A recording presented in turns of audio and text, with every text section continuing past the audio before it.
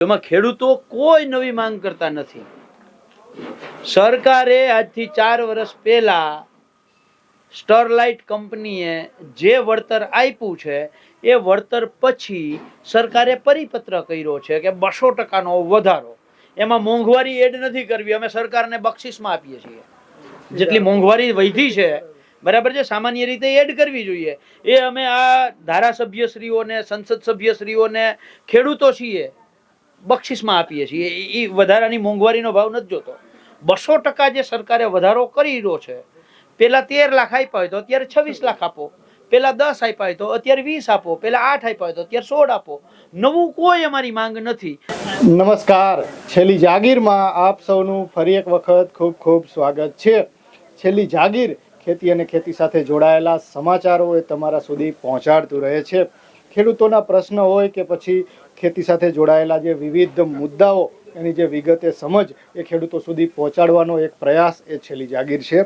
પાલભાઈ, છેલ્લી જાગીર એવો પ્રયાસ કરે છે કે જે ખેડૂતોની થતી સમસ્યાઓ હોય કે પછી અતિવૃષ્ટિ હોય કે પછી સરકારની વિવિધ યોજનાઓમાં જે ખેડૂતોને પડતી મુશ્કેલીઓ હોય, આ તમામ બાબતો એની જે સમજ એ ખેડૂતોને વિગતે મળે અને ખેડૂતોના ખેતરે જઈ અને એમની જે સમસ્યાઓ જાણવાનો છેલ્લી જાગીર પ્રયાસ કરે છે. તો આજે તમે જે હળવદ તાલુકાના ખાખરેચી ગામે આપ આવ્યા છો અને અહીંયાના જે ખેડૂતોની એક સમસ્યા હતી, જે પાવર ગ્રીડ કંપની સામે ખેડૂતોનું આંદોલન ચાલી રહ્યું છે, તો એક આંદોલન વિશે વાત કરો કે ખેડૂતો તમારી પાસે શું રજૂઆત લઈને આવ્યા હતા અને એનું સમાધાન તમે શું જોવો છો?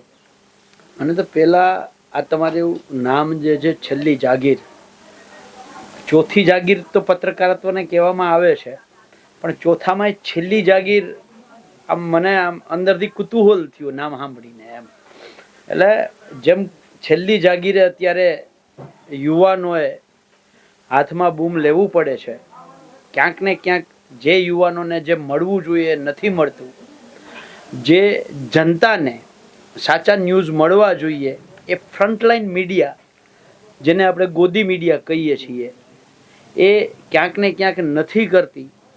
એટલે છેલ્લી જાગીરે આવવું પડે છે અને ચોથી જાગીરમાંથી છેલ્લી જાગીર ઊભી કરવી પડી છે. જેમ પત્રકારત્વની અંદર છેલ્લી જાગીર ઊભી થાય છે, એમ જ્યારે ખેડૂતોમાં પણ જ્યારે આ વાત સમજાશે અને બહાર આવશે ત્યારે આવી કોઈ કંપનીઓનું કંઈ હાલશે નહીં. આ પરિસ્થિતિ અત્યારે ધીરે ધીરે ઉત્પન્ન થઈ રહી છે. પાવર ગ્રીડ કંપનીની વાત એકની નથી. ગુજરાતમાં બનાસકાંઠાથી ચાલુ કરી અને છેક પોરબંદર સુધી, હવે તો ધીરે ધીરે ગીર સોમનાથ સુધી, વિન્ડ ફાર્મ કંપનીઓ અને સોલાર કંપનીઓ જે રીતે ખેડૂતોના ખેતર હડપ કરે છે, ખેડૂતોના ખેતરની અંદર ઊભા પાકમાં જેસીબીઓ ચલાવે છે, એમનો એક પાર્ટ એટલે આ પાવર ગ્રીડ કંપની. જે વીજ ઉત્પાદન થાય છે એને લઈને જવાનું છે. વીજ ઉત્પાદન કોણ કરે છે? તો કે મોદી સાહેબે મફતના ભાવે એમના દોસ્ત મિત્ર અદાણીને જે જમીન આપી છે, એ જમીનમાં જે વીજ ઉત્પાદન થવાનું છે એ આ પસાર કરવા માટે. ત્યારે સવાલ એ થાય છે કે વીજળી કોમર્શિયલ, અદાણી સાહેબ સેવાના ભાવે તો વીજળી આપતા નથી. ગઈકાલે જ અમેરિકાએ કંઈક કેસ કર્યો એવું મારા ધ્યાનમાં આવ્યું છે.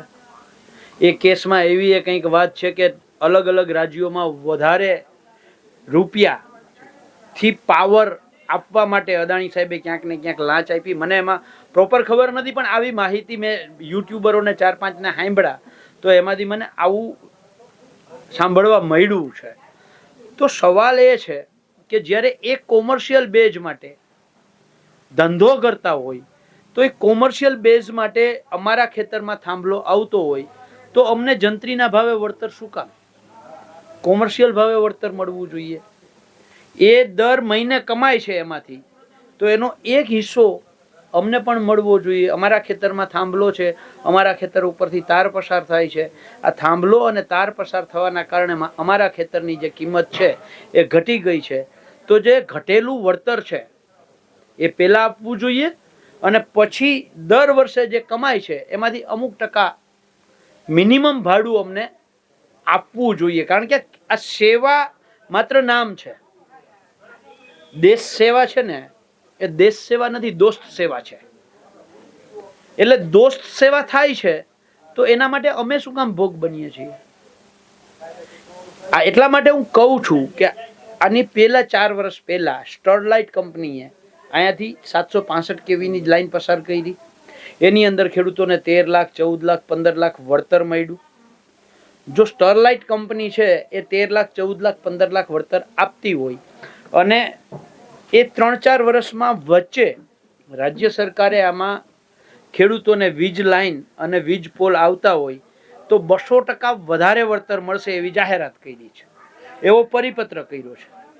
તો 13 લાખ 14 લાખ 15 લાખના 200% તમે કરો તો લગભગ 26 લાખ 28 લાખ 30 લાખ થાય. તો એ 26, 28, 30 તો દૂરની વાત રહી. અત્યારે 3 લાખમાં જબરજસ્તીથી અમારા ખેતરમાં પોલ ઊભો કરે. શું કામ? તાકે દોસ્ત સેવા છે. બાકી તો સરકારે પોતે જાહેર માધ્યમોના માધ્યમથી પ્રેસ કોન્ફરન્સ કરી અને રાજ્ય સરકારના પ્રવક્તાશ્રીએ આ જાહેરાત કરી છે. રાજ્યના ઉર્જા વિભાગે આ પરિપત્ર કર્યો છે. તો એ પરિપત્ર મુજબ અમને ઓછામાં ઓછા 25-26 લાખ મળવા જોઈએ, એની જગ્યાએ 3-4 લાખ મળે છે. બીજું, આજથી 3 મહિના પહેલા મોરબીના કલેક્ટર શ્રીને હું અને આ ખેડૂતો અમે બધાએ જઈને રજૂઆત કરી હતી કે સાહેબ તમે જે કોઈ આદેશ કરશો એનું અમે સંપૂર્ણ પાલન કરશું, પણ તમારા આદેશથી ઉપરાંત જો અમારી જમીનનો ઉપયોગ કરે તો એ ગેરકાયદેસર કામ કહેવાય, એને અમારા ખેતરમાં અનધિકૃત પ્રવેશ ગણાય.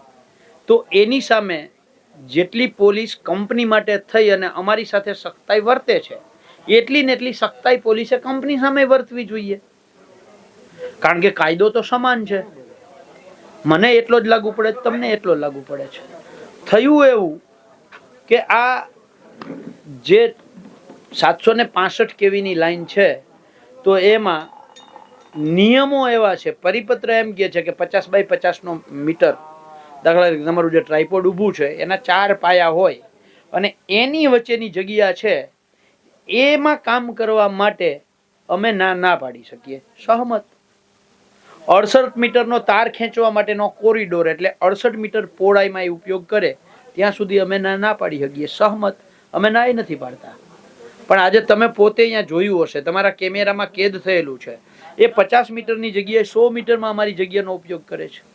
એનો અર્થ એવો થયો કે વધારાનો 50 મીટર અમારો ઉપયોગ કર્યો છે. તો એ 50 મીટર વધારાનો ઉપયોગ થયો છે એ તો કલેક્ટરે કરેલા હુકમના, એનાથી ઉપરાંતની જમીન છે.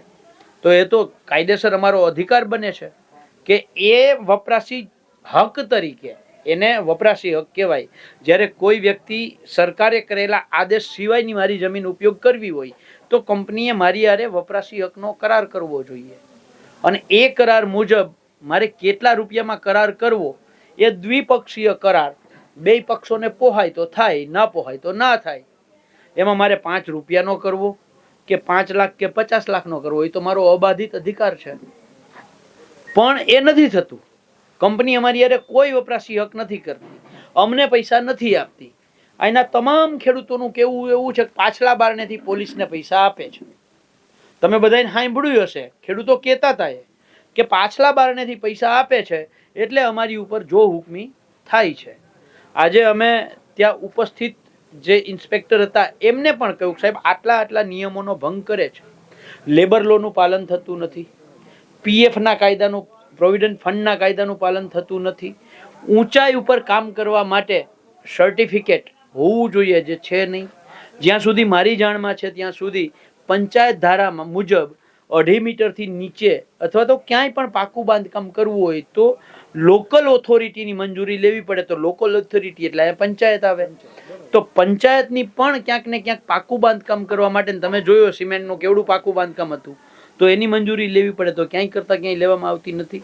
તો નિયમો જે છે એ નિયમો બેય માટે હોય, કંપની માટે હોય, અમારા માટે હોય. અને જે ભંગ કરે એ ગુનેગાર કહેવાય. તો અમે તો ક્યાંય ગુનો કરતા નથી, અમે ક્યાંય ના પાડતા નથી. 50 મીટર, 50x50 મીટર અને 68 મીટર એમાં અમે ક્યાંય ના નથી પાડતા. પણ એ લોકો તો બધા જ નિયમોનો ભંગ કરે છે. તો કેમ?